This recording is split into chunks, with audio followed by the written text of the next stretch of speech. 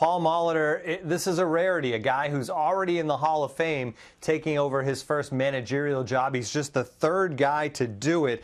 What kind of respect does that command in a clubhouse when these players know, hey, this guy's done it, he's in the Hall of Fame?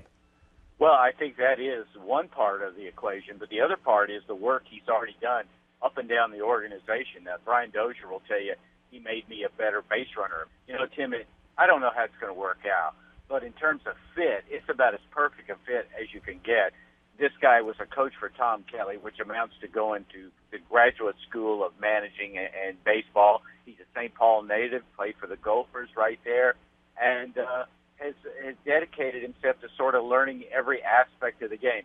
And what the players will find out, he used to sit in his 1 year as one of Ron Gardenhire's coaches, is he would sit on the bench and yell out the pitch the pitcher was about to throw. That's the kind of stuff that resonates with players. He was a guy that when he played, he got his 3,000 hits while playing for the Twins, but he was a guy that never missed anything, that was as prepared and had as much insight about the game as anybody. So in all those things, you know, I mean, dealing with the media, we'll see how Paul deals with all of that. But in just the things that you can measure, this is a perfect fit. And guys like that who know the game and are extremely confident and have devoted their lives to it, that plays well with players.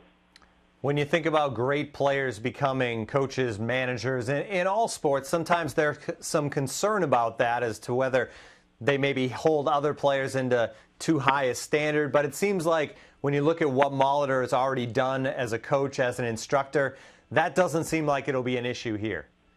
Yeah, I think you're right. I think he understands that the game is hard, and having had so many, done so many duties for Terry Ryan with the organization, I think he knows that, and he's seen the struggles of young players. Basically, we're talking about empathy, being able to know what a guy goes through. And I also think that Paul was so meticulous in his own preparation that he knows the nuances of the game. Now, his struggle will be in dealing with players who didn't care as much as he cared. I know that was the problem, the struggle for my friend Frank Robinson at times. But this is part of managing, and part of managing more than ever before is dealing with people. And Paul historically has been terrific at that. One thing we've seen more and more of, Richard, over the last few years is managers getting their first managerial job with really no experience. When you think about Brad Ausmus and Mike Matheny and other guys, Walt Weiss, around Major League Baseball, this is another case of that. What is it about how the game has changed that having managerial experience isn't as important as just being able to deal with the players? Yeah, that's exactly it. In the case of Matheny and Molitor, guys like this, they had such a presence. Ausmus was like that. He was a manager before he was a manager. The respect factor, the presence he had among the players, the leadership tendencies he had.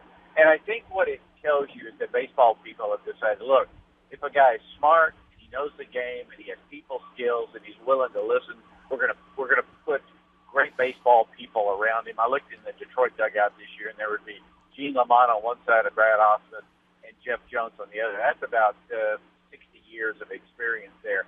I think they've decided, you know, just because you go and manage a couple of years in the minor league, that doesn't make you a competent manager. What makes you a competent manager is knowing the game, being honest with the players, and expecting and being able to get a great work ethic out of them every day.